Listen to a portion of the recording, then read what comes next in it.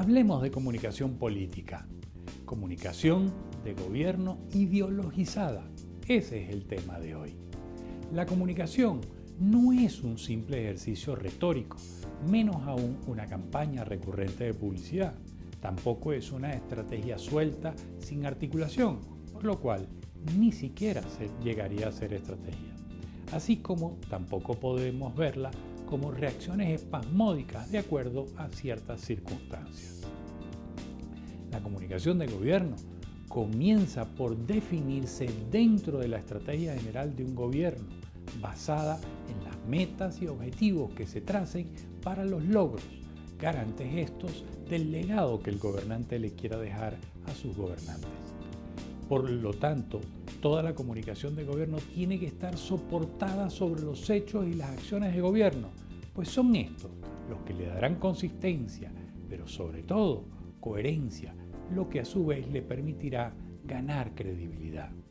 Lamentablemente, muchos gobiernos no solo no logran entender el concepto, sino que no le dan la debida importancia a la comunicación en la gobernabilidad y la incidencia que ésta puede tener en la estabilidad de los gobiernos.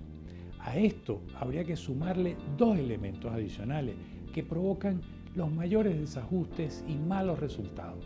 Uno, el personalismo en las comunicaciones y el otro, la ideologización de las mismas. El personalismo lamentablemente se ha vuelto tendencia.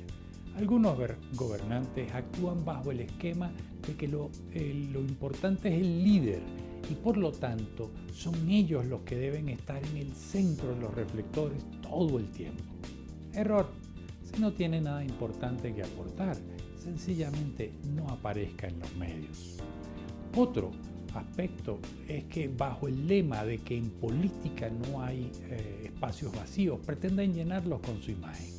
Eso es cuando se hace de manera desmedida, sin estrategia, sin tener algo importante que aportar. Provoca una sobreexposición del gobernante, lo que a su vez genera un hartazgo del ciudadano, con lo cual la figura y la comunicación del gobernante pasan a ser intrascendentes, por lo que la misma, además de no tener impacto, genera rechazo de los ciudadanos. Adicionalmente, cuando un gobierno no tiene estrategia, cuando su rumbo no está claro, tiende a caer en otro error, el oportunismo. Ante algunas situaciones aprovechan, entre comillas, la oportunidad para montarse en la ola y comunicar, con lo cual, si no se tiene una estrategia y se necesita recurrir a hechos fortuitos, surgen entonces las preguntas: ¿qué está comunicando? Y más importante aún, ¿cómo lo perciben los ciudadanos?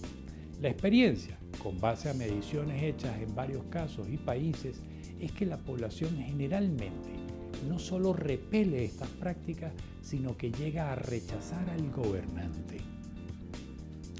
Luego tenemos el caso de la comunicación gubernamental ideologizada, esa que hacen algunos gobernantes en función de sus convicciones o dogmas ideológicos, las que generalmente contribuyen a polarizar el debate y a su vez a polarizar a la sociedad y a dividirla.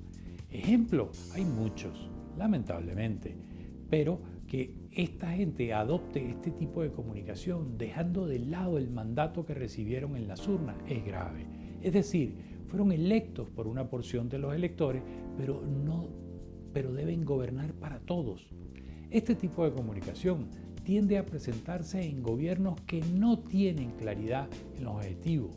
Sus metas, generalmente, están basadas en la acumulación de mayor poder, para lo cual es fundamental dividir la sociedad, argumentando entonces que sus enemigos, ya no adversarios, quieren destruirlos, entorpecer su labor, impedir avanzar en sus objetivos, y entonces recurren a estos argumentos de sus ideales para justificar su relato polarizante y excluyente. Es como si aún siguieran en campaña electoral y no asumieran el rol de gobernante, es decir, tratando de gobernar desde una campaña electoral permanente. Sin embargo, así como la sociedad ha evolucionado, también lo ha hecho la comunicación política moderna. Ese viejo concepto de gobernar a través de una campaña basada en estrategias de comunicación permanente, sin objetivo diferente que enterar al ciudadano de lo bueno que está haciendo el gobierno y su gobernante, y de lo que su gobernante hacían por ello, ha sido reevaluado. Hoy en día, los gobiernos modernos, eficientes, con buenos niveles de aprobación, deben migrar de la campaña permanente al diálogo permanente. El ciudadano hoy en día no solo quiere saber qué hace su gobierno por él, quiere interactuar con el gobernante. Únicamente el diálogo les permitirá comprender e internalizar con mayor facilidad la acción de gobierno, lo cual a su vez le permitirá sentirse parte de la toma de decisiones e involucrarse y participar. Así como las elecciones, el objetivo primordial no se trata de los candidatos, sino de los electores. En los gobiernos, la prioridad no se centra en los gobernantes, debe enfocarse en los ciudadanos.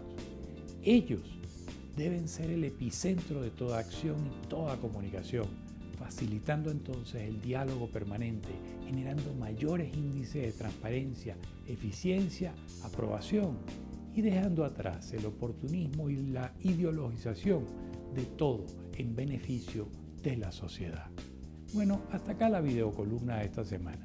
Me encantará escuchar sus comentarios y sus reflexiones sobre este tema interesantísimo, la comunicación de gobierno, sobre todo en esta época donde los gobiernos afrontan una pandemia y muchos de ellos no saben ni qué hacer ni qué comunicar.